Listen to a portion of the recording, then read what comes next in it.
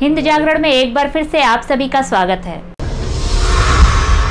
Corona virus महामारी की तीसरी लहर से पहले बच्चों को लेकर एक राहत भरी खबर सामने आ रही। भारत में सितंबर तक बच्चों के लिए स्वदेशी कोविड-19 वैक्सीन आ सकती है। ICMR NIV की निदेशक प्रिया अब्राहम ने 2 से 18 आयु वर्ग के बच्चों के लिए कोवैक्सीन के फेज 2 और फेज 3 के ट्रायल के बीच कहा कि भारत में सितंबर तक बच्चों के लिए एक स्वदेशी कोरोना वैक्सीन आ सकती है।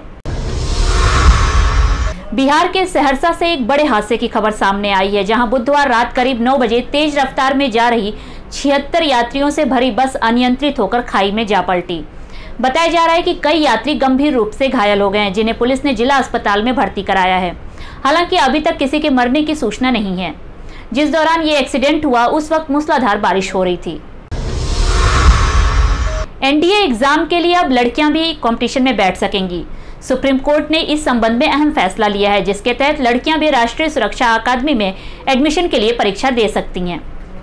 बता दें कि सैनिक स्कूल और राष्ट्रीय इंडियन मिलिट्री कॉलेज में अभी तक लड़कियों के दाखिले के लिए इजाजत नहीं थी और इसी बात को लेकर 18 अगस्त को सुप्रीम कोर्ट में जनहित याचिका पर सुनवाई हो रही थी, जिसके बाद सुप्रीम कोर्ट की तरफ से ये फैसला लिया गया कि लड़कियां भी अब NDA परीक्षाओं के लिए आवेदन कर सकती हैं। हालांकि ये परीक्षाएं दाखिले कोर्ट के अंतिम आदेश के अधीन होंगे। यूपी के सीएम योगी ने विधानसभा में बड़ा ऐलान किया है। उन्होंने कहा कि हमारी सरकार ने 1500 करोड़ रुपए की अवैध संपत्ति जब्त की है और उसे ध्वस्त की है। हम आवास योजना बना रहे हैं। माफियाओं ने जिन जमीनों पर कब्जा कर अपने हवेली खड़ी की थी, वही ध्वस्तीकरण कर गरीबों के लिए आवास बनाए जाएंगे। वहां एक गरीब एक दलित रहेगा। ये सामाजिक न्याय है। माफियाओं और अपराधियों को ढोकर हमारी सरकार नहीं चली और न चलेगी। पश्चिम बंगाल में विधानसभा चुनाव के बाद हुई हिंसा के मामले में कलकत्ता हाई कोर्ट के कार्यवाहक मुख्य न्यायाधीश राजेश बिंदल की पीठ ने फैसला सुनाया।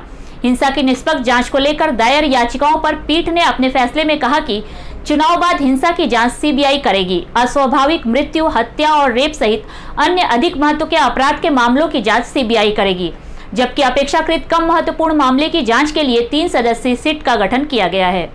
जांच कमेटी अपनी रिपोर्ट हाई कोर्ट को देगी। IPS अधिकारी सुमन बाला साहू, सोमेन मित्रा और रणबीर कुमार के नेतृत्व में ये सिट गठित की गई है। इस सिट की निगरानी सुप्रीम कोर्ट के एक सेवानिवृत्त न्यायाधीश करेंगे। वो रिपोर्ट भी 6 सप्ताह के अंदर जमा करनी होगी। अफगानिस्तान में तालिबान के कब्जे के बाद वहां फंसे दूसरे देशों के लोगों को निकालने का काम जारी है। बड़ी संख्या में भारतीय भी फंसे हैं और उनके परिजन उनके सकुशल वापसी की गुहार लगा रहे हैं। केंद्रीय नागरिक उड्डयन मंत्री ज्योतिरादित्य सिंधिया ने इस मसले पर कहा कि जो भी नागरिक वहां से आना चाहते हैं, उन्हें लाना हमारी जिम्मेदारी है। अफगानिस्तान में फंसे भारतीयों को निकालने में एयर इंडिया की क्या भूमिका होगी? इस सवाल के जवाब में ज्योतिरादित्य सिंधिया ने कहा कि अफगानिस्तान में जो स्थिति पैदा हुई है, उसके पहले ही प्रधानमंत्री नरेंद्र मोदी को हमारे नागरिकों के प्रति बड़ी चिंता थी। तभी उन्होंने आदेश दिया कि जो भी नागरिक वहां से आना चाहते हैं, उन्हें लाना हमारी जिम्मेदारी है।